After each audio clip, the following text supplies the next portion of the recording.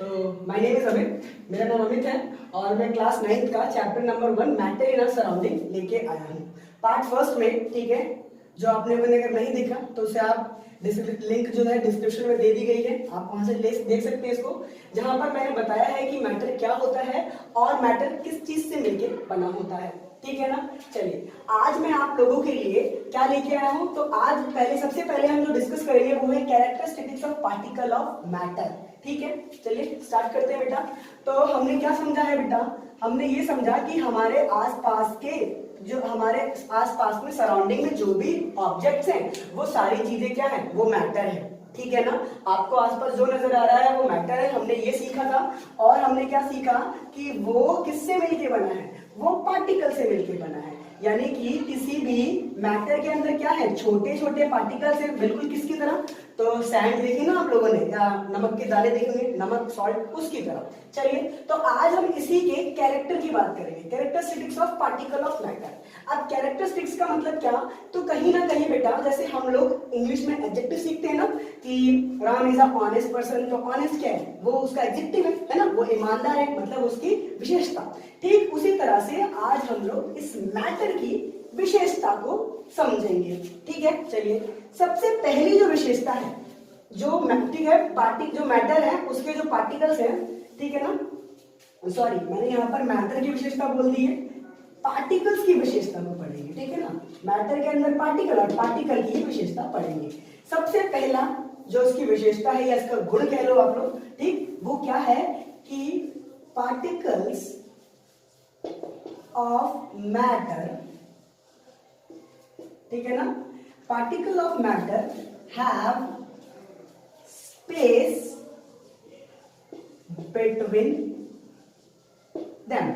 ठीक है बेटा, कहीं ना कहीं क्या, particle of matter have space between them, इसका मतलब क्या है, वो कहता है कि जो मैटर है, मैटर के पार्टिकल जो है उनके बीच में बिटवीन क्या है, स्पेस है। स्पेस मतलब क्या, कि खाली जगह है, खाली जगह। अब इसको कैसे समझेंगे हम लोग, एक एग्जांपल। अब अभी आप एक रूम में बैठे होंगे, है ना, ऑब्वियसली बात है ना, क्योंकि लॉकडाउन हो रखा है। तो अभी आप रूम में बैठे हैं, आप एक काम कीजिए, अपने हाथ को ऐसे अप कीजिए और अपने हाथ को ऐसे हिलाइए। अब जब आप अपने इस एयर अपने हैंड्स को आप ऐसे हिलाते हैं तो क्या आपको किसी भी प्रकार की कोई भी प्रॉब्लम होती है, आप फ्रीली अपने हैंड को हिलाते हैं ना। अब हमारे सराउंडिंग में क्या है, ऑक्सीजन है, एयर है, एयर है। अब वो एयर क्या है, एयर इज एन ऑल्सो क्या, मैटर, एयर भी मैटर है भाई, है ना। जब एयर एक मैटर है, एयर क्या है, मैटर, और जब वो मैटर है तो उसके अंदर क्या है, पार्टिकल्स हैं, यानी कि इस सराउंडिंग में क्या है, पार्टिकल्स है बेटा। और उन पार्टिकल्स होने के बावजूद मैं अपने हैंड्स को ऐसे फ्रीली मूव करा रहा हूं और मुझे कोई प्रॉब्लम हो रही है क्या, नहीं हो रही है। इट मींस व्हाट, कि इसके अंदर क्या है, स्पेस है। ठीक है ना। अगर आप देखना चाहते हैं कि सराउंडिंग में पार्टिकल्स हैं या नहीं, तो एक काम कीजिए, आप कि जो अभी जिस रूम में आप बैठे हैं उसकी लाइट एकदम ऑफ कीजिए, अपने फोन की जो टॉर्च है उसको ऑन कीजिए और उसको उल्टा कर दीजिए। जहां से उसकी लाइट निकल रही होगी आपको वहां पर छोटे छोटे, जहां से बीम ऑफ लाइट निकल रही होगी वहां पर आपको छोटे छोटे पार्टिकल्स देखने को मिलेंगे। ठीक है ना। तो एयर में क्या है, स्पेस। सिर्फ एयर में नहीं, मैं किसी भी मैटर की बात करूं, किसी भी मैटर की बात करूं, उसके अंदर क्या मिलेगा, मुझे स्पेस देखने को मिलेगा। चलिए एक और एग्जांपल लेते हैं। ठीक है, अब एक काम कीजिए, आप एक बाल्टी ले लीजिए। क्या ले लीजिए, मैंने एक क्या ले लिया बेटा, बाल्टी ले ली। बाल्टी को मैंने हाफ फिल कर दिया। आप क्या कीजिए, इसमें अपना हाथ डाल दीजिए। ठीक है ना। अब हाथ डालिए, हाथ कैसे घुमाएंगे। अब जब आप पानी में हाथ डालेंगे, अब आपका हाथ जो पानी के अंदर चला गया, इसका मतलब क्या, इसका मतलब इसमें क्या है, स्पेस है। क्योंकि कोई भी चीज पानी में हम डालते तो चली जाती है ना, उसके अंदर मिक्स जाती है, आती क्यों, क्योंकि इसमें स्पेस है। चलिए पहली बात, चलो ये समझ में आया। अब आप इसको घुमाइए, ठीक है ना। तो जब इसको घुमाएंगे तो आपको हल्का सा यहाँ पर क्या, आपको थोड़ा फ्री, जितना आप एयर में अपने हैंड्स को फ्रीली मूव करा रहे थे उतना नहीं करा पाएंगे।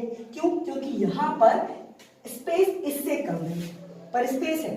ठीक ये बेटा, तो अब हम लोग जो है मैटर के पार्टिकल्स की सेकेंड कैरेक्टर्स को समझने की कोशिश करते हैं। तो मैंने ऑलरेडी लिख दिया है क्या, particle of matter are continuously moving. अब इसको समझना इंपॉर्टेंट है देखिए बेटा, ये जो तीन जो मैं आपको देने जा रही हूँ कैरेक्टर जो बताने जा रहा हूँ, ये तीनों के तीनों दे मोस्ट इंपॉर्टेंट। क्यों? क्योंकि आगे की चीजों को समझने के लिए आपको ये पता होना बहुत जरूरी है। ठीक, चलिए, तो क्या कहता है बेटा? कहता है कि जो मैटर का जो पार्टिकल है भाई वो लगातार मूव करता है। मैटर का जो पार्टिकल है वो लगातार मूव करता है। अब ये थोड़ी इसकी कंफ्यूजिंग वाली बात है ना। जैसे कि मैं कहूँ, ठीक है, इसके जो एग्जांपल है, इसके एग्जांपल हम लिक्विड और गैस स्टेट में तो बहुत इजीली हमें विजिबल होता है, बट सॉलिड में नहीं होता, क्योंकि अभी हम आगे पढ़ेंगे उसके बारे में। ठीक, तो फिलहाल यहाँ पर समझते हैं। तो क्या कहते हैं कि मूव करते हैं, एग्जांपल लेते हैं। देखो बेटा, अभी इस वक्त मैं आपसे बोल रहा हूं और आप सुन पा रहे हो, ठीक है ना। या घर में आप कहीं बैठे हो, मान लीजिए आप अपने ब्रदर के साथ या मदर के साथ बैठे हुए हैं, ठीक है ना, और ठीक, और आप दोनों के बीच में कुछ डिस्टेंस है। ठीक, तो ये जो डिस्टेंस है, आप बोल रहे हैं और वो आवाज आपकी मदर के कानों तक पहुंच रही है। आपकी मदर, ठीक है ना, बोल रही है, ठीक, और आपके कानों तक पहुंच रही है। तो इसके बीच में कुछ गैप है। तो ये चीज कैसे हो रही है? आप जब बोलते हो तो उसमें जो ये जो काम है, ठीक है, ये वॉइस को आपके मदर के कानों तक ले जाना, ठीक है ना, या आपकी मदर की वॉइस को आपके कानों तक ले जाना, ये जो काम है हमारे एयर में पार्टिकल है। अभी ऊपर एग्जांपल दिया मैंने, है ना। तो एयर में क्या है? एयर इज अ मैटर और मैटर में पार्टिकल है। और पार्टिकल जो है, अब आपकी वॉइस, आपकी मदर की वॉइस आपके कानों तक आ रही है, आपकी वॉइस आपके मदर या किसी के पास भी जा रही है। तो ऐसा क्यों हो पा रहा है भाई? क्योंकि मैटर जो है लगातार मूव करता है, ठीक है ना। अब इस चीज को हम विजुअलाइज मतलब देख तो नहीं सकते। चलो एक एग्जांपल लेते हैं जिसमें हम कुछ देख सकते हैं। चलिए एक काम करते हैं बेटा, एक हमने ले लिया है बीकर, या फिर चलो यार बीकर छोड़ो, एक बाल्टी ले ली, है ना, या ग्लास लेना, कुछ भी लेना, ठीक, जो ट्रांसपेरेंट लेना बात, जो आपको विजुअलाइज करना है। तो मैंने क्या किया कि ये वाटर है, वाटर में मैंने पहले इंक डाला। क्या डाल दिया इसमें? इंक की कुछ ड्रॉप डालना, पूरा इंक नहीं डाल देना। हमने क्या किया, कुछ ड्रॉप डाला।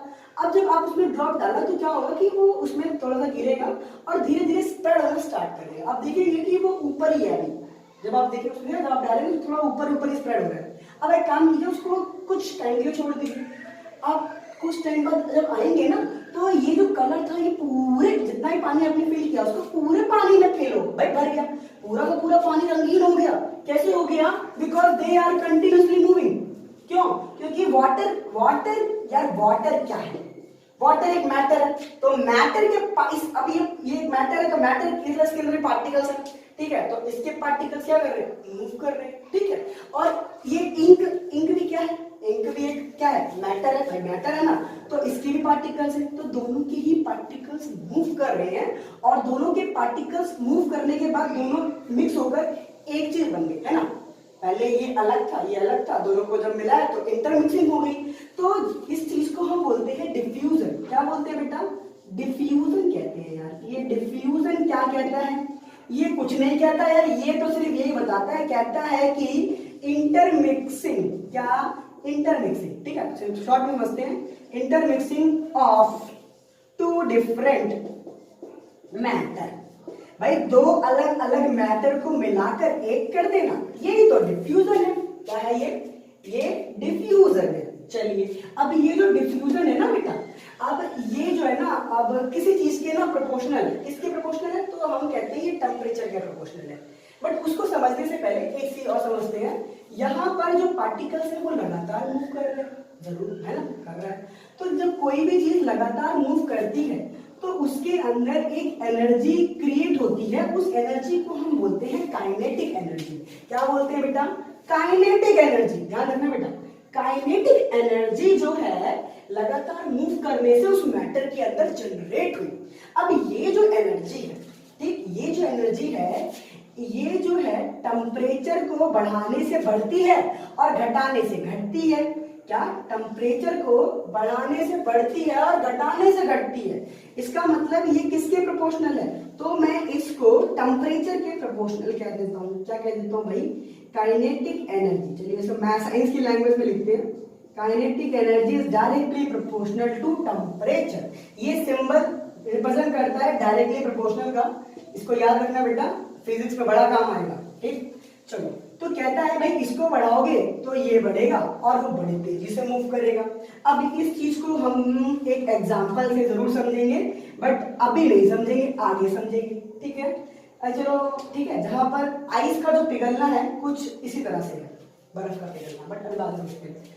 चलो हम यहाँ पर डिफ्यूजन, अब ये जो डिफ्यूजन आया, ठीक, ये भी क्या कहते हैं भाई, ये डिफ्यूजन भी, ये जो डिफ्यूजन है ये भी डायरेक्टली प्रोपोर्शनल है तापमान के। चलो इसका तो एग्जांपल हम आपको अभी देते हैं।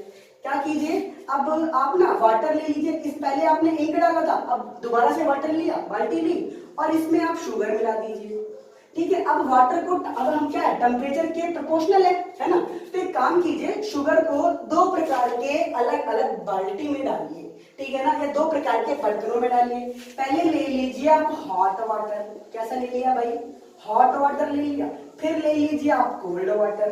तो कोल्ड वाटर में आप देखेंगे कि जो शुगर का, ठीक है ना, इंटरमिक्सिंग है वो स्लो है, बहुत तेजी से नहीं हो रहा है। इसीलिए कभी आपने देखा होगा कि जब हमारी मदर जब कभी लस्सी उस्सी बनाती है ना, तो चीनी मिक्स नहीं होती थी, वो लक्कड़ का डाल के उसे या चम्मच मिला के बार बार उसको स्टिर करती है, काफी टाइम तक करती है। जबकि हम क्या देखते हैं कि अगर हॉट वाटर हो, हॉट वाटर में कुछ मिक्स किया जाए तो एक दो बार ऐसे हिलाया बस ही ना और वो मिक्स हो गया।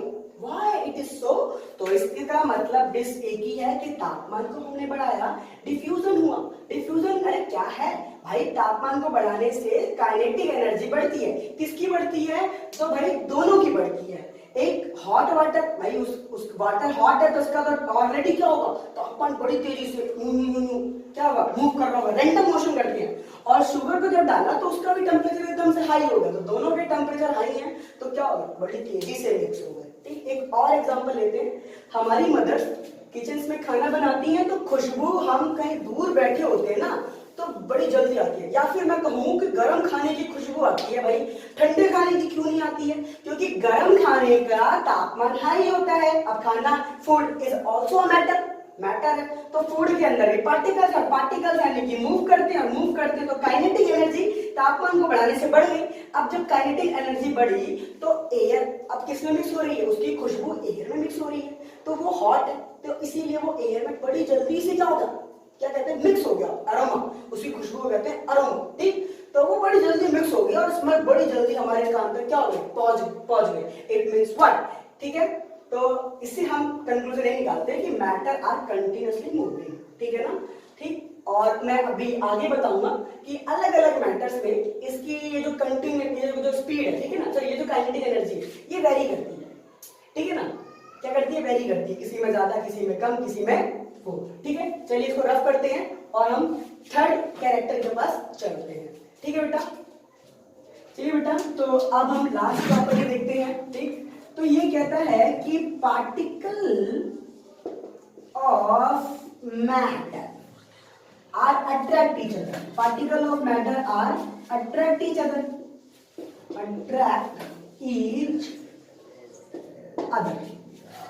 चलो बेटा, ये क्या कहता है, अब इसको भी समझते हैं हम लोग।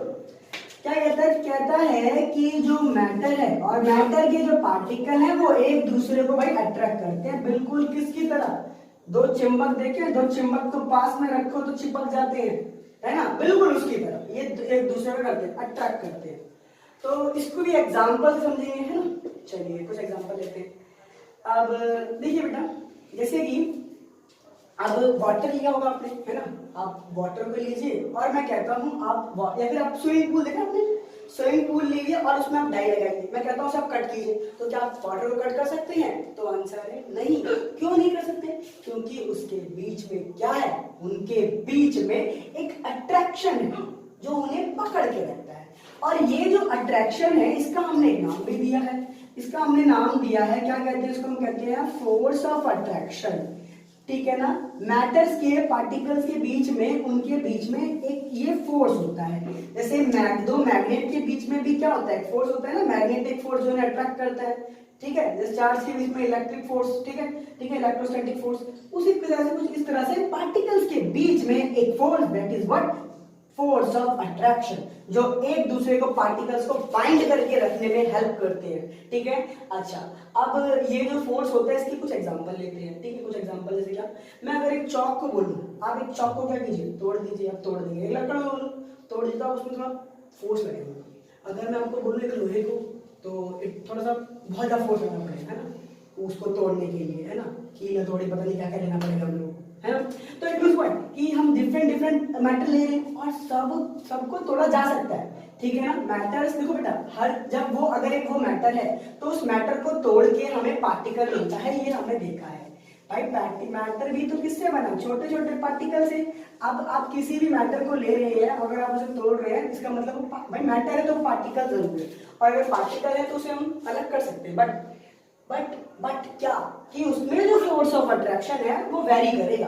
किसी में हो सकता है आपको कम लगाना पड़े, किसी में हो सकता है आपको फोर्स ऑफ अट्रैक्शन ज्यादा हो तो आपको ज्यादा फोर्स लगाना पड़े। ठीक है ना, याद रखना इस बात को। अच्छा तो ठीक है, तो ये 3 कैरेक्टर हम लोगों ने यहाँ पर डिस्कस की। ठीक, ये पता होना चाहिए। ये 3 कैरेक्टर में थोड़ा सा टाइम जरूर लगाया मैंने, बट क्यों, क्योंकि आगे के कॉन्सेप्ट को समझने के लिए दे आर बहुत इंपॉर्टेंट। ठीक है ना, या फर्स्ट स्टेप कह लो, इसे समझना बहुत जरूरी है। ठीक है, इसे समझ में आया तो आगे के अभी हम आगे डील करेंगे तो वहां पर हम समझेंगे। ठीक है, चलिए ठीक है, तो अब भी हम अब इसे रफ करते हैं और आगे देखते हैं। अब आगे बात करते हैं बेटा, तो अब हम देखते हैं आपसे, अब हम आपसे बात करेंगे स्टेट के ऊपर। स्टेट किसकी स्टेट, स्टेट क्या होता है, दैट इज अवस्था। ठीक है, तो किसकी स्टेट की बात कर रहे हैं, एरो मैटर से आया है, यानी कि मैटर के स्टेट की बात करेंगे। तो पदार्थ किस किस अवस्था में, यानी किस किस रूप में पाया जाता है। ठीक है ना, रेट मींस व्हाट टाइप, हम बेसिकली टाइप की कहें तो टाइप की बात कर रहे हैं। तो भाई ये है 3, पहला सॉलिड, दूसरा लिक्विड, ना तीसरा गैस। हम बचपन में 3 पढ़ते हैं और आज ये 3 पढ़ रहे हैं, है ना। क्या 3 ही है तो नहीं, और भी है 2 जो हम बट सिलेबस में नहीं। तो सॉलिड लिक्विड गैस ही क्यों, आखिर जो स्टेट है वो यही क्यों, तो इसको समझो। देखो बेटा, देखिए आप सभी देखिए कि इफ आई एम ऑब्जर्विंग, अगर मैं ऑब्जर्व करूं किसको, सराउंडिंग को, तो आप देखेंगे कि ज्यादातर चीजें सॉलिड है। ठीक है ना, चाहे आप नेचुरल बात करें या मैन मेड देख लें, तो ज्यादातर चीजें आपको सॉलिड, लिक्विड और गैस में ही मिलेंगी। ठीक है ना, मोस्टली। ठीक है ना, मोस्ट ऑफ द जो हमारा जो अर्थ का जो मैन्युफैक्चर है, ठीक है ना, जो बनावट है इसकी, ठीक है ना, वो ज्यादातर किससे है यार, इसका इस्तेमाल हुआ है, इसका इस्तेमाल हुआ है, इसका इस्तेमाल हुआ है भाई। ट्री, माउंटेन, ब्रिक्स, ईट, है ना, ये सब है ना। What these are the example of solid, soil solid, ठीक, वाटर, ब्लड, व्हाट हनी, ठीक, the milk are the example of what, liquid, gases, हमारा एयर, और air is a mixture of different gases, है ना, ऑक्सीजन, कार्बन डाइऑक्साइड, नाइट्रोजन, है ना, methane, so many gases, है ना। तो इट मींस व्हाट कि मोस्ट ऑफ द, ठीक है ना, जो चीजें हैं हमारे अर्थ की, वो किससे बनी है, इन 3 चीजों से मिलके बनी है, और इन्हीं के बारे में हम बात करेंगे। चलिए, तो सबसे पहले इसके फिजिकल प्रॉपर्टीज, यानी कि फिजिकली कुछ जो समझते हैं। तो सबसे पहले हम किसी भी सॉलिड को कैसे कहते हैं कि वो एक सॉलिड है, हाउ वी कैन आइडेंटिफाई कि दैट सब्सटेंस या that matter is a solid. ठीक है ना, तो देखो बेटा, सबसे पहले हम बात करेंगे डेफिनेट शेप। किसी भी जो सॉलिड होता है उसमें हमें डेफिनेट शेप देखने को मिलते हैं। क्या डेफिनेट शेप देखने को मिलती है, ठीक। वैसे ही आपको इसमें डेफिनेट वॉल्यूम देखने को मिलता होगा, वॉल्यूम की बात करेंगे इन तीनों की, ठीक। उसके बाद और क्या क्या है, बाउंड्री, क्या बाउंड्री की बात करते हैं, ठीक। उसके बाद इसकी फ्लूइडिटी की बात करते हैं, ठीक। और कंप्रेसिबिलिटी है बेटा,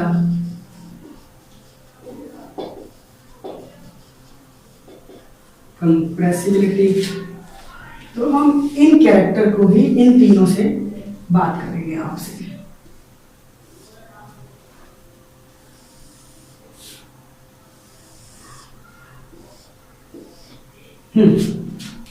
सबसे पहले फिजिकली मतलब आप किसी भी चीज को फिजिकली प्रॉपर्टी जिसको हम मेजर कर सकते हैं ऐसा कुछ कहते हैं, ठीक है, वही फिजिकल प्रॉपर्टी भी कह देते हैं। तो किसी भी सॉलिड की अगर आप देखेंगे तो डेफिनेट शेप कुछ रहता नहीं है, 1 2 3 4 5 एक और ले सकते हैं हम लोग, उसे हम कहते हैं रिजिडिटी, ठीक है ना। तो ये लिख सकते हैं बट कोई उतना मैटर नहीं है। जनरली आप पहले एक एक पॉइंट तो समझ लीजिए कि जितने भी सॉलिड होते हैं they all are rigid.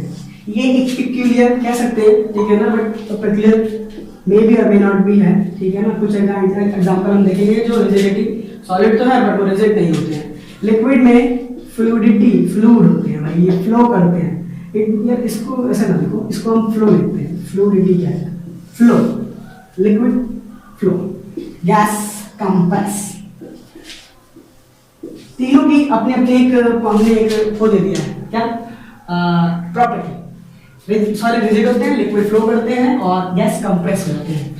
Definite shape हमें सॉलिड में मिलती है, लिक्विड में नहीं मिलती है, ठीक है। डेफिनेट शेप का मतलब क्या है? उसकी जो शेप है, जो भी आप देख रहे हो उसकी जो शेप और जो भी है उसका, ठीक है, आकार से हम कहें तो आप देखेंगे वो फिक्स होता है। आप उस पर एक फोर्स लगा दीजिए तो क्या वो दब जाएगा? कहीं से बढ़ जाएगा, कहीं से कम हो जाएगा, तो आंसर है नहीं भाई, फिक्स है, चेंज नहीं होगा, ठीक है, फोर्स टूट जाएगा और अलग बात है। तो इसकी क्या होती है? फिक्स होती है। इसकी फिक्स ही नहीं होती है भाई, जिसमें डालो उसका हो जाएगा, जिसमें डालो उस शेप में ले लेगा। ग्लास में डालो ग्लास की शेप का, ठीक है ना, किसी बाउल में डालो तो बाउल की शेप का, जिसमें आप डालो उसमें हो जाएगा। इसकी शेप ही नहीं होती, फिर इसकी भी नहीं होती है। Now if I am talking about volume, अब इसकी जो शेप है वो क्या है? फिक्स है। इसका जो वॉल्यूम होता है वो फिक्स होता है, ठीक है ना। जितने भी टाइप के आप मैटर उठा लें तो उनका जो वॉल्यूम होगा सॉलिड का फिक्स मिलेगा। लिक्विड में शेप फिक्स नहीं है बट हाँ वॉल्यूम फिक्स होता है। गैस में नहीं, फिक्स ही नहीं होता। बाउंड्री ये भी फिक्स है, ठीक, इसकी बाउंड्री भाई फिक्स ही नहीं है। जब शेप फिक्स नहीं तो बाउंड्री कैसे फिक्स हो जाएगी? अच्छा गैस की, तो गैस में तो तीनों दोनों में से नहीं, तो बाउंड्री भी कैसी, मतलब उसकी, ठीक है ना, उसकी ये बाउंड्री, ठीक है। तो ये इसमें फिक्स है, इन दोनों में फिक्स नहीं है। फ्लूइडिटी यानी कि फ्लो, ठीक है, तो भाई ये फ्लो नहीं कर सकते। Fluidity means what? फ्लो, बहना। तो भाई क्या सॉलिड बह सकता है? बिल्कुल भी नहीं। लिक्विड फ्लो करता है, यस। गैस आल्सो फ्लो, ये भी फ्लो करता है। कंप्रेसिबिलिटी बहुत बहुत ज्यादा कहते हैं ना के बराबर, होना ना होना बात बराबर है। लिक्विड में हाँ बिल्कुल, जब, ठीक है। कंप्रेसिबिलिटी यस है, कितनी है? कम। किससे कम? इससे कम। किससे कम?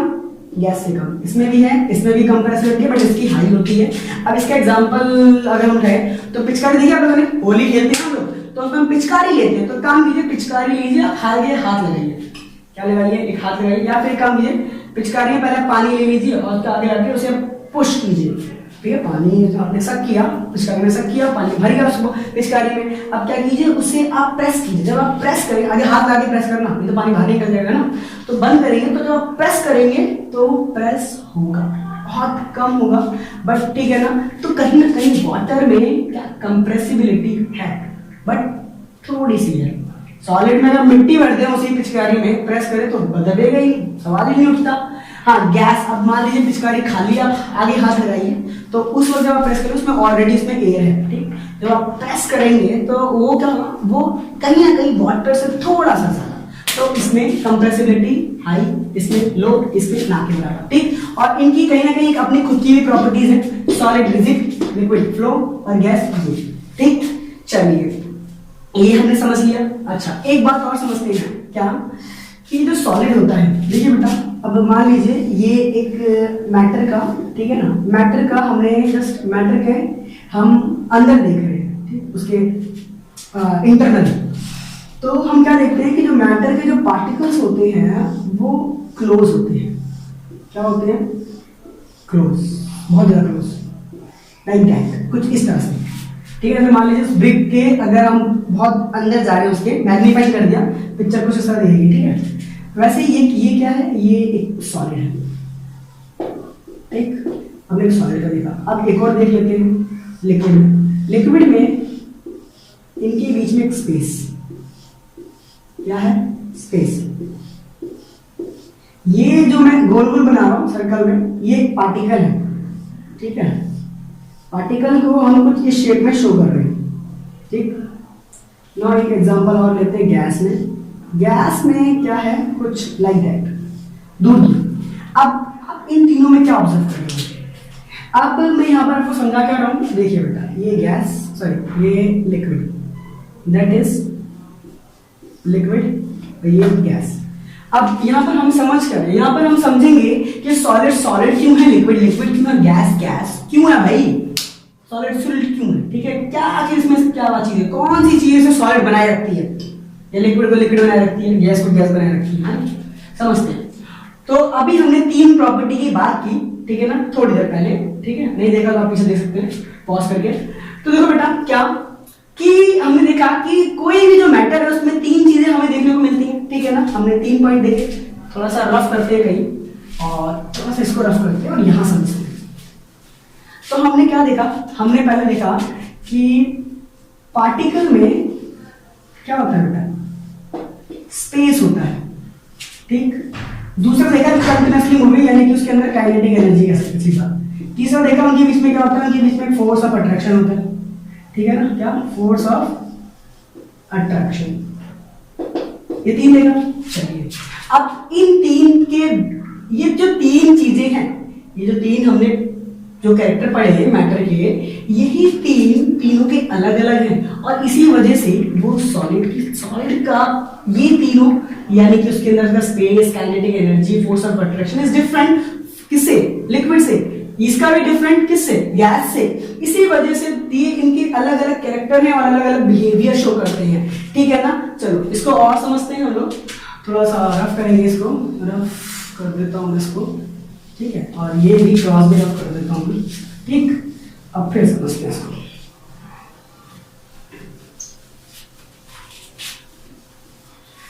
देखो बेटा, नाउ सॉलिड में स्पेस। अब आपको ये देख के क्या लगता है, ठीक है, इसमें अगर आप देखेंगे तो काफी दे आर टोटली क्लोज, देखेंगे तो एकदम बहुत ज्यादा चिपक के, बट इनके बीच में जो ये इसे इंट्रामोलिकुलर स्पेस भी कहते हैं, ठीक है ना, ये इन स्पेस को इंट्रामोलिकुलर स्पेस देखेंगे, सेल चैप्टर में पढ़ेंगे आप लोग। तो ये जो स्पेस है स्पेस दिख रहा है ना आपको, बट कैसा है, बहुत कम। तो स्पेस कैसा होता है, तो किसी भी सॉलिड में जो स्पेस है कैसा है, बहुत ज्यादा कम है भाई, बहुत ज्यादा कम। एरो से शो कर रहा हूं।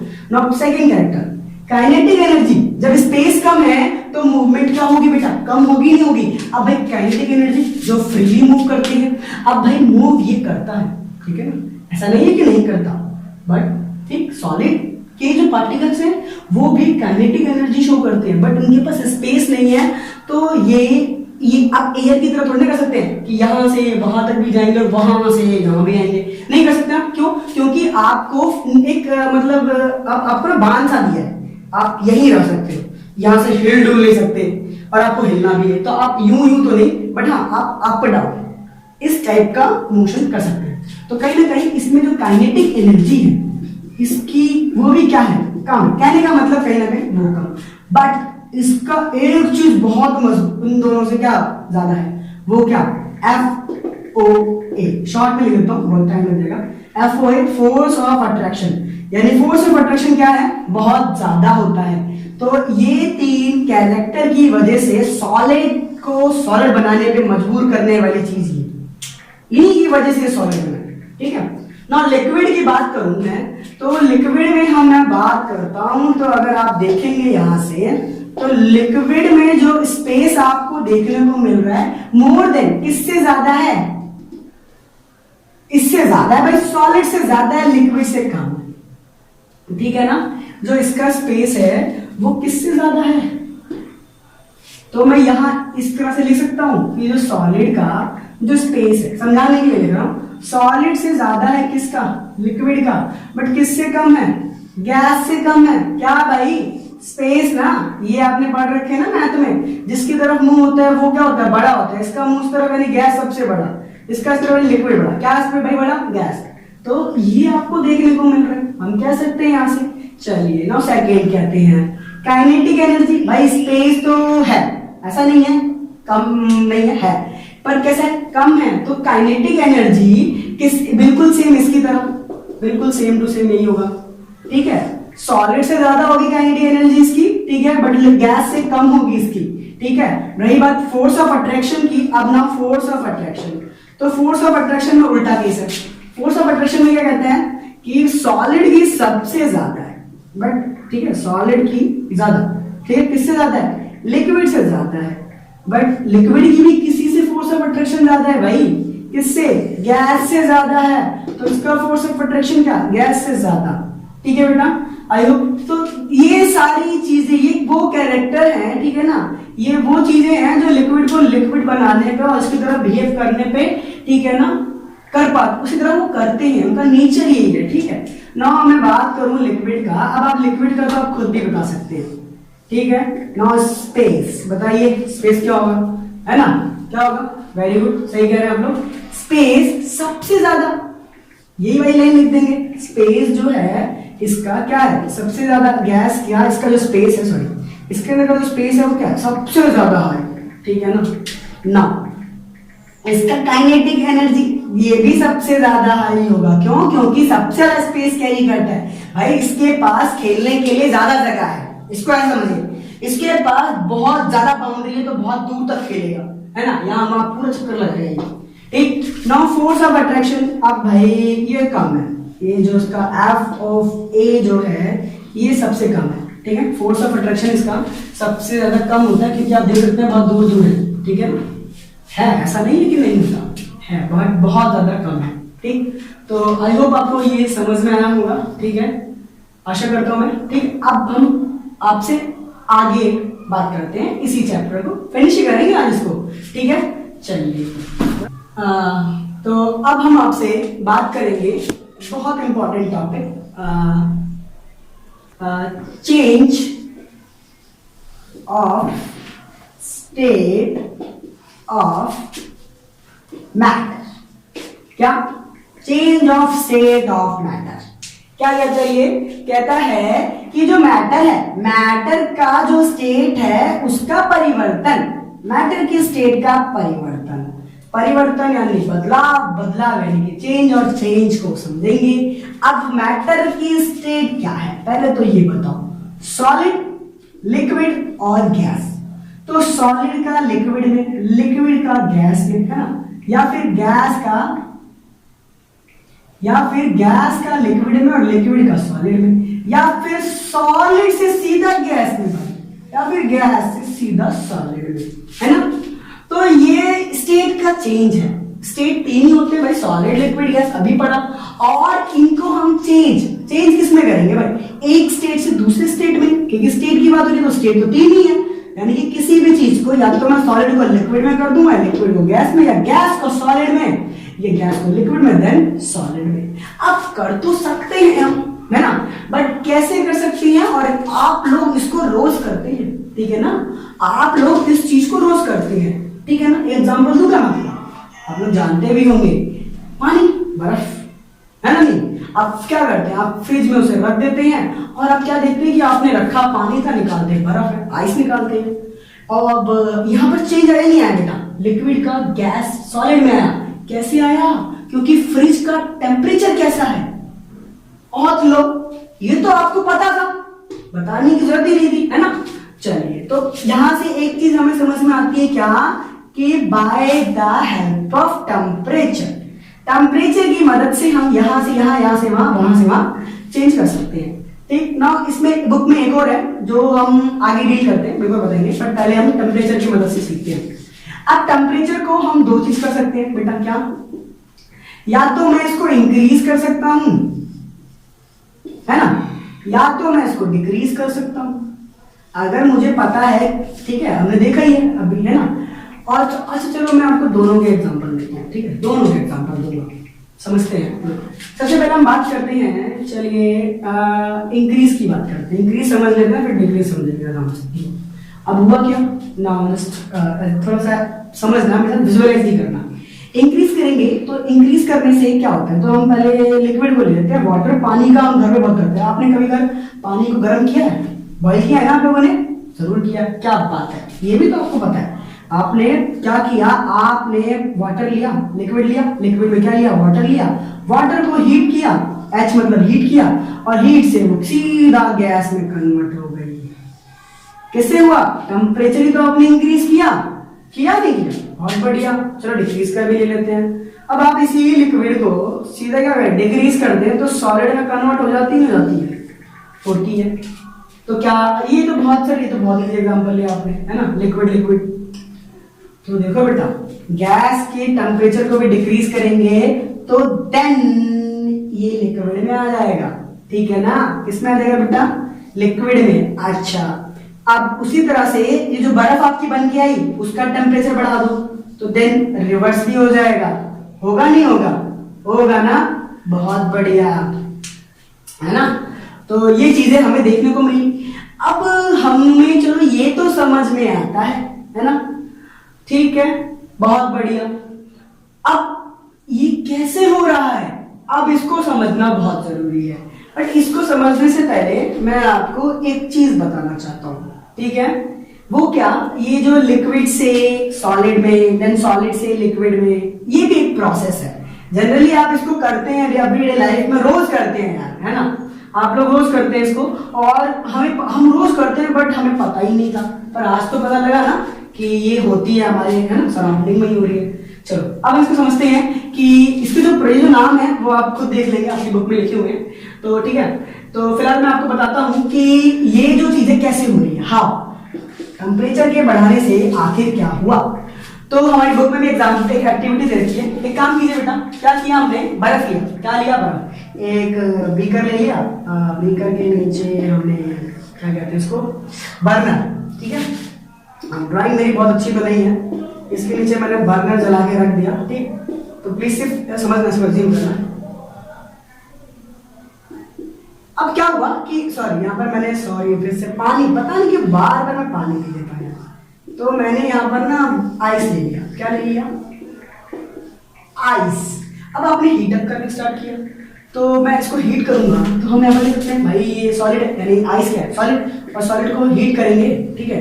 तो हीट करेंगे तो क्या होगा, लिक्विड आएगा, यानी कि किस में बदलेगा, लिक्विड में। अब आप एक काम कीजिए, इसमें अपना थर्मोमीटर भी डाल दीजिए एक टेम्परेचर को चेक करने के लिए। अब क्या देखेंगे, जैसे ही आपका टेम्परेचर 0 डिग्री पहुंचता है, 0 डिग्री सेल्सियस, ठीक है ना, पहुंचता है, ये स्टार्ट कर देता है क्या बेटा, मेल्ट करना।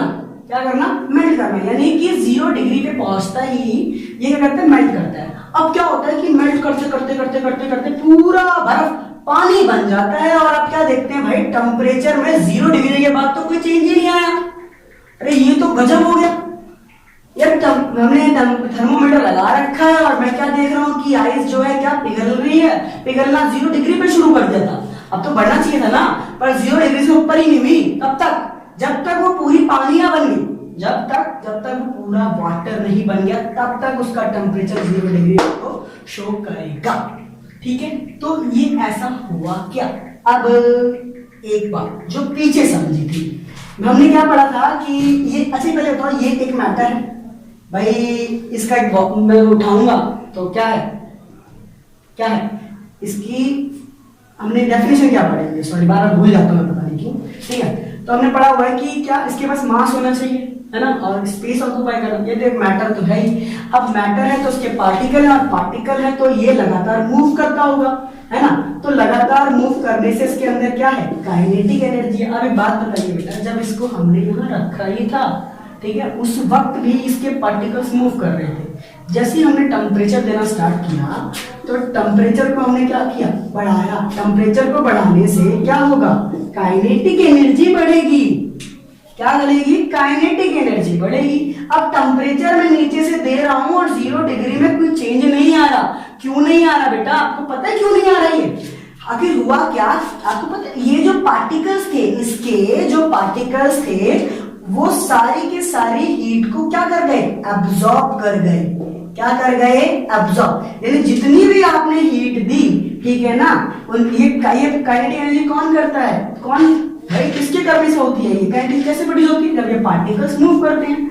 तो ये मूव तो पहले भी कर रहे थे, पर 0 डिग्री पे वैसे पहुंचे तो मेल्ट करना स्टार्ट हो चुका था। उसके आगे टेम्परेचर में राइज क्यों नहीं आया, कि इसके बाद की जो भी हीटिंग 0 डिग्री से ऊपर जो भी इनको हीट मिल रही थी, यहां पर नहीं शो किया, पर वो सारी की सारी हीट किसने एब्जॉर्ब कर ली? किसने? पार्टिकल्स ने एब्जॉर्ब कर ली। और जब कोई ठीक है, अब ये जो हीट एनर्जी, ये जो टेम्परेचर है, ये हमें दिख तो नहीं रहा, छुप गया था ना, तो इस टाइप की एनर्जी, ठीक है ना, इस टाइप की हीट को हम बोलते हैं लैटेंट हीट। लैटेंट हीट यानी कि छुपी हुई हीट कहते हैं। क्या कहते हैं इसको? लैटेंट हीट कहते हैं। यानी कि आइस के पार्टिकल्स ने सारी की सारी हीट को एब्जॉर्ब कर लिया, और एब्जॉर्ब इतना कर लिया कि उतनी ज्यादा उनके पास एब्जॉर्ब कर लिया हीट कि वो कैपेबल है किस चीज को तोड़ने के लिए। बेटा अच्छी बात बताओ, अभी हमने पीछे पढ़ा कि जो सॉलिड होता है उसके पार्टिकल्स बहुत क्लोजली पैक होते हैं कुछ इस तरह से, और अगर मुझे उसको लिक्विड बनाना है तो मैं उसके पार्टिकल्स को थोड़ा दूर दूर कर दूं तो वो क्या होगा? वो लिक्विड स्टेट में जाएगा, है ना, हमने पीछे पढ़ा। और इन्हीं की वजह से क्या होगा? सॉलिड सॉलिड है, लिक्विड लिक्विड है ना। तो अगर मैं इसके पार्टिकल्स में क्या करूं, इसके ठीक है ना, इसको थोड़ा दूर कर दूं, अब ये क्लोज क्यों? क्योंकि फोर्स ऑफ अट्रैक्शन है, तो फोर्स ऑफ अट्रैक्शन को अगर मैं तोड़ दूं तो ये थोड़ा दूर दूर आ जाएंगे, और दूर दूर जाएंगे तो क्या होगा? लिक्विड तो दूर जाने से क्या होगा? स्टेट चेंज हो जाएगी। तो यही तो हुआ यहाँ। क्या हुआ कि पार्टिकल्स ने क्या किया? एब्जॉर्ब कर लिया, इतना ज्यादा एब्जॉर्ब कर लिया, इतना ज्यादा एनर्जी को हीट को स्टोर कर लिया कि वो फोर्स ऑफ अट्रैक्शन को ब्रेक डाउन कर दिया, तोड़ दिया, और तोड़ने के बाद उन्होंने थोड़ा सा स्पेस क्रिएट कर दिया, और फिर किस में कन्वर्ट हो गए? फिर वो लिक्विड स्टेट में कन्वर्ट हो गए। ठीक है, तो इस चीज को तो यहां पर हुआ क्या? सॉलिड से लिक्विड में गया तो उसको हम बोलते हैं फ्यूजन। ये एक प्रोसेस मैंने बताया था ना, सॉलिड से लिक्विड में प्रोसेस देख लो बुक में। तो इसको हम पूरा अगर मैं डिफाइन करूं तो आपके बुक में एक डेफिनेशन आती है, पूछता है लैटेंट हीट ऑफ फ्यूजन बताओ। लैटेंट हीट ऑफ फ्यूजन कुछ नहीं है बेटा, वो कहता है कि 1 किलो के बर्फ लीजिए, आप 1 किलो का क्या लीजिए? आइस लीजिए, उस 1 किलो के बर्फ को पिघलाने के लिए आपने जितनी भी हीट एनर्जी खर्च कर दी उसी को लैटेंट हीट ऑफ फ्यूजन कह दिया। ठीक, और कुछ सिमिलरली बिल्कुल इसी तरह से लैटेंट हीट ऑफ वेपराइजेशन है। अब जब ये पूरा का पूरा पानी बन जाएगा उसके बाद इसके टेम्परेचर में चेंज आना स्टार्ट होगा, और ये करते करते करते करते करते क्या 100 डिग्री जब सेल्सियस पे पहुंचेगा तब उसके बाद फिर ये कांस्टेंट हो जाएगा, यानी कि चेंज नहीं आएगा इसके टेम्परेचर में, और वहां पर फिर वो धीरे धीरे स्टेट चेंज होना स्टार्ट होगा। यानी कि अब लिक्विड कहां जा रहा है? गैस में जा रहा है। कहां जा रहा है? गैस में जा रहा है। तो ठीक है, ये बिल्कुल उसी तरह जैसे यहाँ वहां पर भी क्या होगा? वहां पर भी पार्टिकल्स उस हीट को एब्जॉर्ब करेंगे। ठीक, तो वहां उस चीज को बोलेंगे लैटेंट हीट, क्योंकि लैटेंट हीट छुप गई, हमें नजर नहीं आ रही, और वहां पर क्या हो रहा है? लिक्विड से गैस जा रहा है, तो उसको हम बोलते हैं वेपराइजेशन। ये प्रोसेस क्या है? लिक्विड से गैस जाएगा, वेपराइजेशन। तो हम पूरा करेगा तो क्या बोलते हैं? Latent heat of vaporisation. वहां पर हम डिफाइन करेंगे कि 1 लीटर ऑफ वाटर को जो पिघलाने के लिए एनर्जी लगी उसको क्या कहा? Latent heat of vaporisation. ठीक, आई होप आपको टेम्परेचर का कॉन्सेप्ट समझ में आया होगा कि change state of matter temperature में कैसे करते हैं। अब इसको हम क्या करेंगे? रफ करते हैं और आगे बात करते हैं। चलिए अब हम आपको आगे बताते हैं। तो अभी हमने देखा कि टेम्परेचर की मदद से हम कैसे change of state of matter कर सकते हैं, और अब हम बात करते हैं दूसरा, जिसे हम कहते हैं प्रेशर।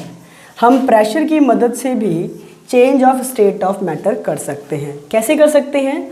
तो हमें पता है कि जो सॉलिड है, हम क्या जानते हैं कि सॉलिड और लिक्विड और गैसेस में ये जो चीज़ें होती हैं, गैस में जो स्पेस है वो सबसे ज़्यादा है as compare to solid. Liquid में मॉडरेट है, गैस में सबसे ज़्यादा और सॉलिड में सबसे कम। तो इन इसके स्पेस को हम कम करें तो हम क्या देख सकते हैं कि हम स्टेट में कन्वर्जन देख सकते हैं, और ये हम करते हैं प्रेशर की मदद से। जैसे हमें हमारी बुक में बताया गया है कि हमने 3 टेस्ट ट्यूब ले लिए, ठीक है, और इन सभी को हमने एक ऊपर से पिस्टन लगा दिया। पिस्टन को हम क्या कर रहे हैं? पुश कर रहे हैं। ठीक, इसके नीचे क्या है? इसके नीचे केवल एयर के मॉलिक्यूल्स हैं। तो हम इसको पुश करेंगे। ये वाली जो स्टेज है गैस है, हमने इसको थोड़ा सा पुश किया। क्या किया? हमने इसको पिस्टन को थोड़ा सा पुश किया, पार्टिकल्स थोड़े से क्लोज आ गए। पार्टिकल्स दे आर क्लोज, तो यहाँ पर अगर क्लोज आए हैं तो ज़रूर पार्टिकल्स जब क्लोज आए इट मीन्स व्हाट कि वो स्टेट चेंज हो गई, लिक्विड में आ गई। थोड़ा सा इसको और कंप्रेस करेंगे, हम इसे कंप्रेस कर पा रहे हैं, थोड़ा सा इसको और कंप्रेस करेंगे तो पार्टिकल्स जो हैं क्या हमें टोटली क्या देखने को मिलेंगे कि वो क्लोज पैक्ड हो गए हैं, तो ये कहीं ना कहीं क्या लिक्विड हो गए हैं, ठीक है। इसमें क्या हो गया, ये सॉलिड हो गया है। तो हमें ये देखने को मिलता है, ठीक। लिक्विफाइंग गैसेस जो होती हैं वो कुछ हमें इसी तरह से हमें देखने को मिलता है, जिसमें हम हाई प्रेशर में किसी भी गैसेस को स्टोर करते हैं। तो ठीक है, वो दो तरह का बिहेवियर शो करता है। लिक्विफाइंग गैसेस मतलब लिक्विड नेचर भी और गैसेस का भी नेचर भी, ठीक। तो उसका रीज़न यही होता है कि प्रेशर काफ़ी हाई होता है। तो प्रेशर की वजह से भी हम state of change of matter देख सकते हैं। नौ अगला हम इसका एक और एग्जांपल लेते हैं। जैसे कि हम बात करते हैं एक और एग्जांपल की, हमने लिया ड्राई आइस। अब ड्राई आइस को हम क्या करते हैं, जब हम प्रेशर को रिड्यूस करते हैं, प्रेशर को कम करते हैं तकरीबन 1 ATM के आसपास। ATM प्रेशर की यूनिट है। जब हम ड्राई आइस में प्रेशर को कम करते हैं 1 ATM में, तो ये ड्राई आइस गैस में कन्वर्ट हो जाती है। ये ड्राई आइस क्या होती है, तो ये सॉलिड CO2 वाली गैस होती है, कार्बन डाइऑक्साइड गैस होती है, ठीक। तो इसमें भी आप देख सकते हैं कि इसमें हम सॉलिड कार्बन डाइऑक्साइड को बहुत हाई प्रेशर में स्टोर करते हैं। जैसे ही प्रेशर रिड्यूस करते हैं वो सडनली गैस में कन्वर्ट हो जाती है, ठीक है ना। गैस में क्या होती है, कन्वर्ट हो जाती है। तो जिससे हम कह सकते हैं क्या कि प्रेशर की मदद से हम स्टेट में चेंज देखने को मिल सकता है। चलिए मैं आपको एक और एग्जांपल देता हूँ जहाँ पर आपको हालांकि स्टेट ऑफ मैटर में चेंज तो नहीं दिखेगा, बट हाँ वहाँ पर आपको प्रेशर की इम्पोर्टेंस समझ में आएगी। जैसे कि हम जब घरों में लस्सी बनाते हैं तो अक्सर हम क्या करते हैं कि जब हम उसको मीठा बनाने के लिए उस लिक्विड में शुगर को ऐड करते हैं तो उन दोनों के बीच का रेट ऑफ डिफ्यूज़न बहुत स्लो होता है, यानी कि बहुत टाइम लेता है, ठीक है। तो उस केस में हम सॉल्यूशन क्या निकालते हैं, हम उसमें चम्मच लेके उसे स्टिर करते हैं या कोई एक ऐसा इक्विपमेंट ले लेते हैं जिससे हम उसको स्टिर कर सकें ईजिली। तो जब हम स्टिर करते हैं उसे, तो हम क्या देखते हैं कि शुगर बहुत ईजिली उसमें डिज़ोल्व हो रहा है। तो जनरली हमने कहीं ना कहीं उसमें क्या किया, लिक्विड जो लिक्विड हमने लिया है, जब हम लस्सी बनाते हैं हम ठंडा लेते हैं ना बेटा पानी, तो टेम्परेचर कम है तो वहाँ पर काइनेटिक एनर्जी कम है, इसीलिए रेट ऑफ डिफ्यूज़न कम है। बट जब हमने इसमें प्रेशर, चम्मच घोला उसको स्टिर किया, तो हमने कहीं ना कहीं प्रेशर को अप्लाई किया। उस प्रेशर की वजह से वहाँ पर जो डिफ्यूज़न है वो क्या हुआ, जल्दी हुआ। तो ये भी इसका एक एग्जाम्पल है, देख सकते हैं आप। अच्छा चलिए मैं आपको एक और चीज़ बता देता हूँ जो हमने नहीं पढ़ा, दैट इज़ सब्लिमेशन। सब्लिमेशन जो है ये हम दो की मदद से कर सकते हैं, प्रेशर की मदद से भी और टेम्परेचर की मदद से। सब्लिमेशन क्या है, जिसमें हम सॉलिड से गैस में जा रहे हैं, ठीक है, या गैस से हम सॉलिड में आ रहे हैं, इसी को सब्लिमेशन हमारी बुक में कहा गया है। तो जनरली ये अब इसमें से लिक्विड स्टेट क्या है, मिसिंग है। तो ये जो हो रहा है सॉलिड से गैस, गैस से सॉलिड, ये हम प्रेशर और टेम्परेचर दोनों की मदद से कर सकते हैं। प्रेशर का एग्जांपल बिल्कुल ये रहा ड्राई आइस वाला, जिसमें आप देख सकते हैं सॉलिड डायरेक्टली गैस में कन्वर्ट हो रहा है। तो सब्लिमेशन प्रोसेस यहाँ पर भी हो रहा है। चलिए एक टेम्परेचर का एग्जाम्पल लेते हैं। तो कैम्फर आपने देखा है, कैम्फर यानी कि कपूर। अच्छा अब इसमें एक चीज़ और मैं बता दूं, जो सब्लिमेशन शो करते हैं इनके बीच में बहुत वीक होता है क्या, फोर्स ऑफ अट्रैक्शन। इनके बीच में फोर्स ऑफ अट्रैक्शन बहुत वीक होता है। तो नॉर्मल एटमॉस्फेरिक प्रेशर या नॉर्मल एटमॉस्फेरिक टेम्परेचर पे भी ये स्टेट को चेंज करना स्टार्ट करते हैं। इसी का एग्जाम्पल है कैम्फर। कैम्फर आपने देखा होगा जब कपूर को जलाते हैं तो उससे पहले ही उसकी स्मेल स्प्रेड कर जाती है हमारे सराउंडिंग में। इसका मतलब आप देख सकते हैं कि उसका फोर्स ऑफ अट्रैक्शन कितना वीक है, जो कि गैस में ऑलरेडी स्प्रेड हो रहा है, जो कि है सॉलिड और गैस में कन्वर्ट हो रहा है। इट मीन्स व्हाट, कि इनका वीक फोर्स ऑफ अट्रैक्शन है। तो ये था सब्लिमेशन। टॉपिक है एवापोरेशन की। क्या, एवापोरेशन। अब ये इवेपोरेशन क्या है, तो ये सिर्फ और सिर्फ एक एग्जाम्पल है जो ये बताता है कि ज़रूरी नहीं है कि किसी चीज़ पे अगर आप प्रेशर लगाएं या टेम्परेचर लगाएं तभी वो स्टेट में आपको चेंज देखने को मिलेगा। ये कोई ज़रूरी नहीं है किसी भी स्टेट को चेंज करने के लिए, ठीक है ना। चेंज, स्टेट ऑफ चेंज या चेंज ऑफ स्टेट, ठीक है, चेंज ऑफ स्टेट। तो चेंज ऑफ स्टेट के लिए ये चीज़ें नेसेसरी नहीं है कि आप ये अप्लाई करेंगे या अप्लाई करेंगे तभी होगा, ठीक है। ठीक, उससे ज़रूरी नहीं है आप अप्लाई करेंगे तभी होगा, उसके लिए एग्जाम्पल हमें इवेपोरेशन दिया हुआ है। बट इससे पहले मैं आपको एक चीज़ और बता दूं कि एक होता है MP, एक होता है BP। MP यानी कि melting point, BP stand for boiling point. Melting point कहाँ, जहाँ पर कोई भी सॉलिड लिक्विड में पिघल कर मेल्ट करता है, मतलब सॉलिड से लिक्विड में मेल्ट कर रहा है, पिघल रहा है। और इसमें क्या होता है, लिक्विड से गैस में कन्वर्ट होता है, बॉईल करके गैस में कन्वर्ट होता है। तो MP क्या होता है, एक पार्टिकुलर टेम्परेचर, जिस टेम्परेचर पे वो सॉलिड जो है मेल्ट करना स्टार्ट कर रहा है, यानी कि कहीं ना कहीं उसकी फोर्स ऑफ अट्रैक्शन की उसका मैग्नीट्यूड कहीं ना कहीं उसकी पावर बताती है, उसकी स्ट्रेंथ बताती है। और BP भी कहीं ना कहीं स्ट्रेंथ बताती है किसी लिक्विड की, ठीक। तो ये जो MP और BP पे जब कोई सब्सटेंस पहुंचता है तब जाके वो अपना स्टेट करना, चेंज ऑफ स्टेट हमें देखने को मिलता है, ठीक है।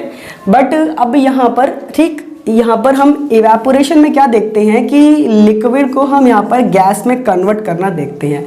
बट हम क्या देखते हैं कि ये below it's boiling point, below it's BP, मतलब वो BP पे पहुंचा नहीं। कोई भी लिक्विड, जैसे मैं वाटर की बात करूं तो वाटर को 100 डिग्री सेल्सियस पे वो बॉईल करना स्टार्ट करेगा, तब जाके वो लिक्विड से गैस में कन्वर्ट होना स्टार्ट होगा, है ना।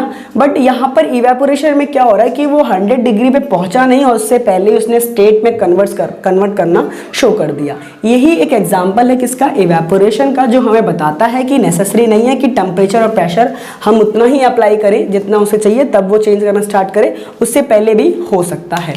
चलिए, तो इसका एक एग्जांपल लेते हैं। जैसे मान लीजिए आप किसी बर्तन को, आपने अक्सर देखा होगा गर्मियों में खास तौर पे, कि जब हम किसी बर्तन में पानी को रख देते हैं गर्मियों में, ठीक है ना, थोड़ी देर के लिए, और कुछ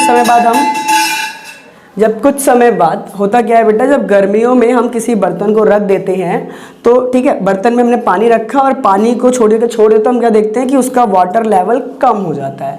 तो जनरली क्या हुआ, कुछ अमाउंट ऑफ वाटर जो है वेपर में कन्वर्ट हो गया, और ये कहीं ना कहीं एग्जाम्पल है किसका, इवेपोरेशन का, ठीक है। तो कहीं ना कहीं ये इवेपोरेशन का हुआ। तो ऐसा क्यों हुआ, जो इवेपोरेशन सरफेस फेनोमेना भी है। ऐसा हुआ क्यों, क्योंकि जो इसके सरफेस हैं, सरफेस के जो पार्टिकल्स हैं, उनकी जो काइनेटिक एनर्जी है वो बहुत ज़्यादा हाई है एज कंपेयर टू नीचे वाले पार्टिकल्स की तुलना में। तो उनके पास इतनी ज़्यादा एनर्जी स्टोर कर लेते हैं, ठीक है ना, कि वो अपने फोर्स ऑफ अट्रैक्शन, यानी अपने फोर्स ऑफ अट्रैक्शन के बॉन्ड को तोड़ के स्टेट में कन्वर्ट हो जाते हैं इससे, ठीक है। तो इसीलिए ऐसा हुआ। चलिए एक और एग्जांपल लेते हैं। हमारे कपड़े, जो हम वेट क्लोथ होते हैं, हमारे जो गीले कपड़े होते हैं, अक्सर वो सूख जाते हैं। उसके लिए ज़रूरी नहीं कि हम उसे बहुत ज़्यादा टेम्परेचर प्रोवाइड करें, ठीक है। वो बिलो अपने टेम्परेचर पे, ठीक है ना, बिलो अपने टेम्परेचर पे वो कपड़े सूख जाते हैं। तो कपड़े का सूखना, पानी का कम हो जाना, खुले हुए, ये सारे एग्जाम्पल है इवेपोरेशन का, ठीक है। तो इसीलिए ऐसा होता है। चलिए इसको हम थोड़ा सा और समझते हैं। अब हमें क्या समझना है, तो अब हमें समझना है कि कौन से फैक्टर जो हैं बेटा, इस पे क्या करते हैं, कौन से फैक्टर से अफेक्टिंग होता है एवेपोरेशन, यानी किस किस चीज़ को करने से इस पे इफेक्ट पड़ता है। तो इसे हम बोलते हैं factor affecting evaporation, factor affecting evaporation. हमने ई ले लिया है इवेपोरेशन के लिए। तो देखो बेटा, T स्टैंड फॉर टेम्परेचर, याद रखना बेटा, T टेम्परेचर के लिए मैं यहाँ पर लिख देता हूँ, शॉर्ट में लिखूंगा इसलिए, ठीक है। तो देखो बेटा, टेम्परेचर के डायरेक्टली प्रोपोर्शनल है क्या, इवेपोरेशन। ये जो सिंबल है, ये सिंबल डायरेक्टली प्रोपोर्शनल का है, ये ठीक है, डायरेक्टली और इनवर्सली दोनों के प्रोपोर्शनल का। इसका मतलब ये है, चलो आप इसे रहने दो, हम इसे बाद में पढ़ेंगे, अभी फिलहाल इतना समझो कि टेम्परेचर को अगर आप बढ़ाओगे तो ये बढ़ेगा। पहला केस, टेम्परेचर को बढ़ाने से ये बढ़ता है, और टेम्परेचर को अगर मैं घटाऊंगा तो इवेपोरेशन कम भी घटेगा, ठीक। नाउ सेकंड पॉइंट कहता है कि विंड मतलब हवा, जब हवा बहुत तेज चलती है तो कपड़े बहुत जल्दी सूखते हैं, ठीक है, देखा होगा। तो ये भी बिल्कुल वैसा ही है, विंड को बढ़ाओगे तो इवेपोरेशन बढ़ेगा, और अगर विंड को हम क्या करेंगे, घटाएंगे, तो इवेपोरेशन क्या होगा, घटेगा, ठीक। थर्ड पॉइंट जो कहता है वो कहता है सरफेस एरिया, SA मतलब सरफेस एरिया। तो सरफेस एरिया का मतलब जितना ज़्यादा एरिया होगा उस पर उतनी ज़्यादा क्या होगी, उतनी जल्दी इवेपोरेशन होगा। तो सरफेस एरिया को भी बढ़ाने से इवेपोरेशन बढ़ता है। ठीक है, जैसे कि हम अगर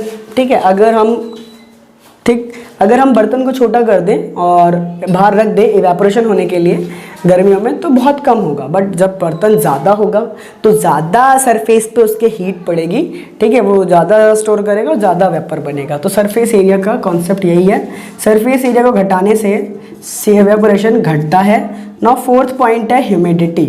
अब ये ह्यूमिडिटी क्या होती है, देखो बेटा, ह्यूमिडिटी को बढ़ाने से, याद रखना बेटा इसमें उल्टा है, ह्यूमिडिटी को बढ़ाने से इवेपोरेशन जो है घटता है और इसको घटाने से बढ़ता है। ह्यूमिडिटी को हम कहते हैं अमाउंट ऑफ वाटर वेपर, या फिर वाटर वेपर कह लो यार, क्या, वाटर का वेपर, वाटर वेपर।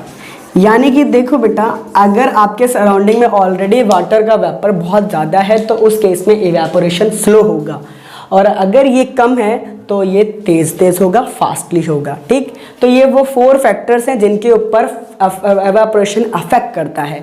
और अब एक लास्ट टॉपिक है जो हम समझते हैं इस चीज़ को, अब ख़त्म करते हैं इसको। देखो बेटा, लास्ट टॉपिक है कि इवेपोरेशन कॉज कूलिंग। इवेपोरेशन कहीं ना कहीं कूलिंग क्रिएट करता है। क्या करता है, तो ये कॉज कूलिंग। अब ये भी बहुत इंपॉर्टेंट है, ये कैसे होता है और क्यों होता है। तो देखो बेटा, हमने पढ़ा है कि देखो अब इसका एग्जाम्पल हम बहुत छोटा से लेंगे ताकि आपको समझ में आए। जैसे कि आपने देखा होगा कि तवा देखा है, चलिए हम एग्जाम्पल, एक रेगुलर एग्जाम्पल है, ज़रूर देखा होगा आपने। हमारी मदर्स क्या करती हैं, खाना बनाती हैं, किस पे बनाती हैं, तवे पे बनाती हैं। तो जब खाना बन जाता है तो हमारी मदर जब तवे को सिंक में रखती हैं, तो जब उसके ऊपर वाटर डालती हैं तो आपने देखा होगा कि वाटर जो है बड़ी जल्दी सडनली क्या हो रहा है, गैस में कन्वर्ट हो रहा है। क्या होता है, सडनली गैस में कन्वर्ट होता है। तो अब ये हुआ कैसे, तो क्या हुआ, जो तवा है, आई होप मैंने सही लिखा है गलत लिखा है पता नहीं, देख लेना आप लोग। तो तवा है, तवा के जो पार्टिकल्स हैं उस पार्टिकल्स में क्या है, लार्ज लैटेंट ऑफ हीट है, लार्ज लैटेंट ऑफ हीट है। इस लैटेंट ऑफ हीट ये जो थी किसके, तवा के पार्टिकल्स के अंदर बहुत ज़्यादा है। तो तवा के पार्टिकल्स ने क्या किया कि सारी की सारी एनर्जी उस वाटर के स्टेट को कन्वर्ट करने में लगा दी।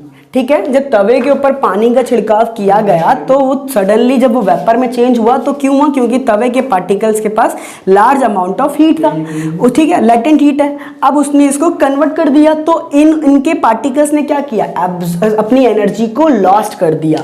इनके पार्टिकल्स ने क्या किया, एनर्जी को लॉस्ट कर दिया। जब एनर्जी को लॉस्ट किया तो उसने सराउंडिंग से एनर्जी को एब्जॉर्व किया, जिसकी वजह से तवा ठंडा हो गया।